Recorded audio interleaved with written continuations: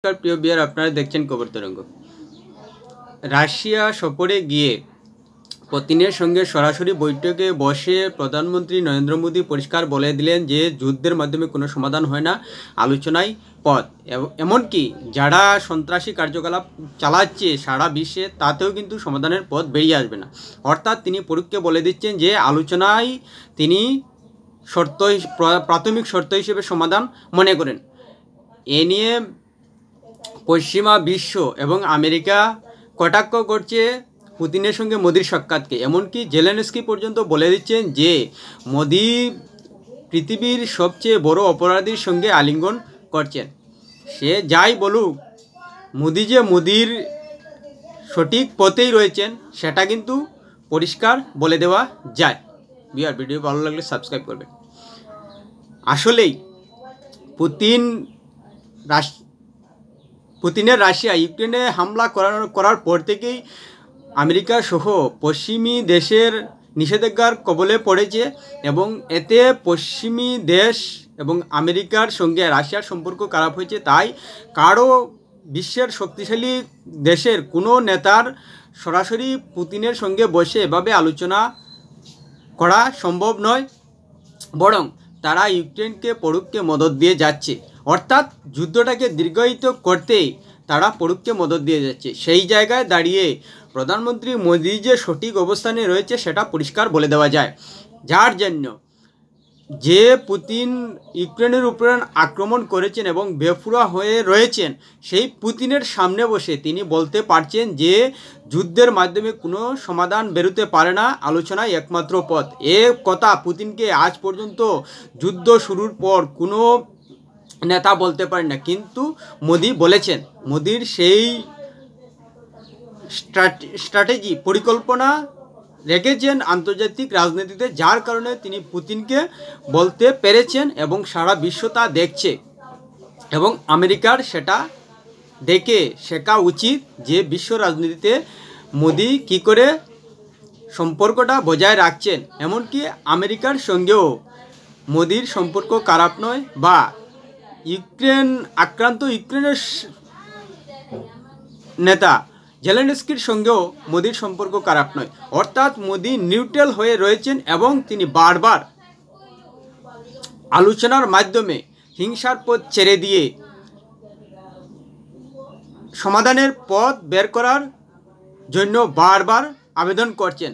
এতেই পরিষ্কার হয়ে যাচ্ছে যে দেশের ভিতরে বিরোধী যারা মোদির বিরুদ্ধে স্বৈরাচারী এবং গণতন্ত্র বাঁচানোর ডাক দেন, তারা যে মিথ্যে সেটাই কিন্তু প্রমাণ হচ্ছে। কেননা রাশিয়া কিন্তু ছোটোখাটো দেশ নয়, বিশ্বের দ্বিতীয় সর্বোচ্চ শক্তিশালী দেশ, এবং সেই দেশের নেতার সামনে বসে তিনি বলতে পারছেন যে যুদ্ধের মাধ্যমে কোনো আলোচনা সম্ভব নয়, সমাধানের পথ করতে হলে আলোচনাই করতে হবে। এর আগেও আমরা দেখতে পেয়েছি পুতিনকে বলেছেন এটা যুদ্ধের সময় নয়। তাই মোদি যে সারা বিশ্বের সামনে উদাহরণ হিসেবে রাখছেন যে আলোচনার মাধ্যমে যে কোনো সমস্যার সমাধান সম্ভব, সেটা কিন্তু দেখছে। এমনকি সন্ত্রাসবাদ নিয়েও তিনি আঙ্গুল তুলছেন যে সন্ত্রাসবাদের মাধ্যমে কোনো সমস্যার সমাধান সম্ভব নয়। যদি সত্যিকার অর্থে সমাধান করতে চান যে কেউ, সে সন্ত্রাসবাদী সংগঠন হোক বা যে কোনো দেশ, সেখানে আলোচনার পথই একমাত্র সমাধানের পথ। সে হামাসকেই কটাক্ষ করুন বা ইসরায়েলকেই কটাক্ষ করুন বা অন্যান্য যে কোনো সন্ত্রাসী, এবং পুতিনের সামনে বসে পুতিনকেই। এটা কিন্তু মোদি বারবার বলে দিচ্ছেন যে আলোচনার মাধ্যমেই সমাধান সম্ভব, কোনো অবস্থায় যুদ্ধের মাধ্যমে কোনো সমাধান আসতে পারে না।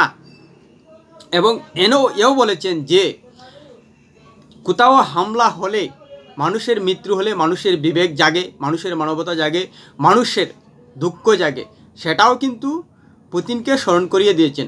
এখন যদি পুতিন মোদির কথা মেনে আলোচনার টেবিলে বসেন, তাহলে কিন্তু সেই মোদির কথাটা খুব গুরুত্ব পাবে।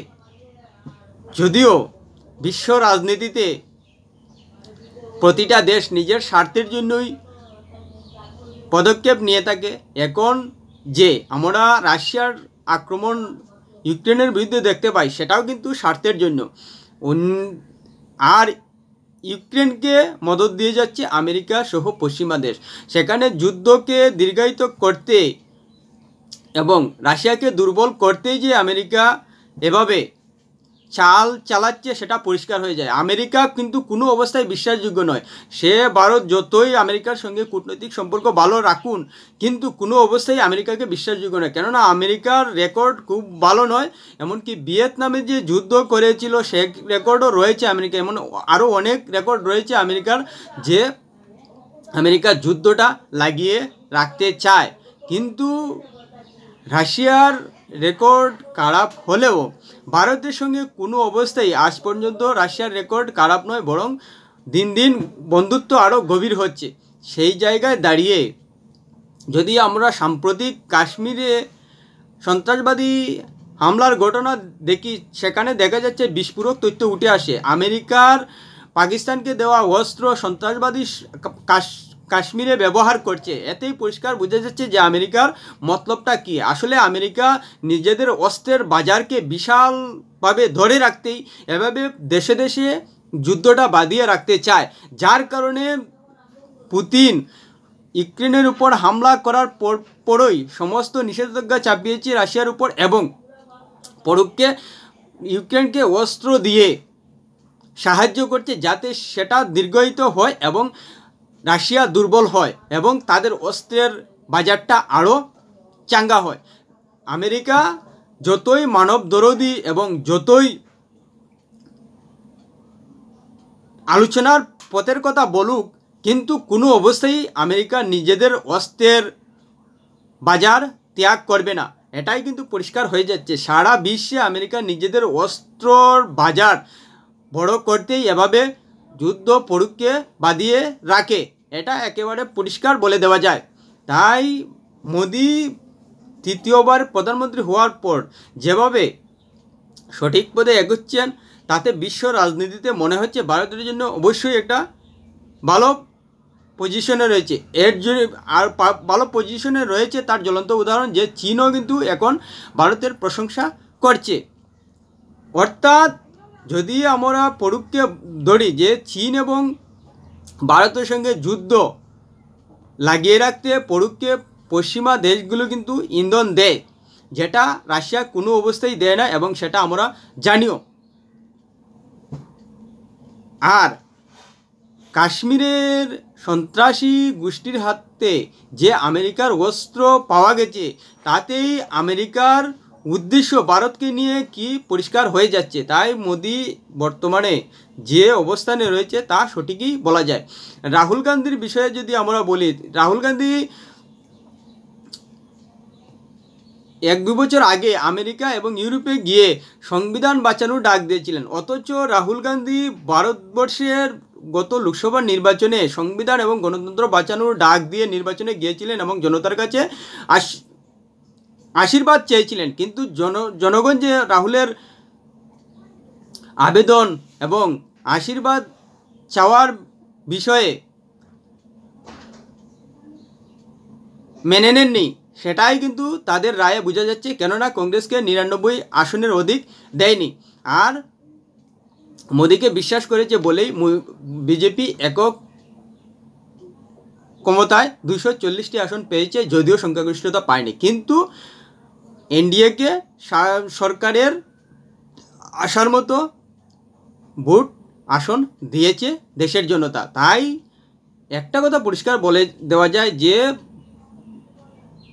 নরেন্দ্র মোদী বিদেশে গেলেই কিন্তু 140 কোটি মানুষের প্রতিনিধিত্বের কথা বলেন, যেখানে রাহুল গান্ধী বিদেশে গেলে ভারতবর্ষকে গণতন্ত্র বাঁচানোর ডাক দেন। কিন্তু মোদী বারবার বিদেশে গিয়ে জলবায়ু রক্ষার কথা বলেন, সন্ত্রাসবাদের বিরুদ্ধে কথা বলেন এবং যুদ্ধের বিরুদ্ধে কথা বলেন, এবং আলোচনার মাধ্যমে শান্তি আনার কথা বলেন। এতেই কিন্তু পরিষ্কার হয়ে যাচ্ছে যে নরেন্দ্র মোদী বিশ্বে দেশে শান্তি চান, এবং শান্তি আনতে গেলে আলোচনাই একমাত্র পথ।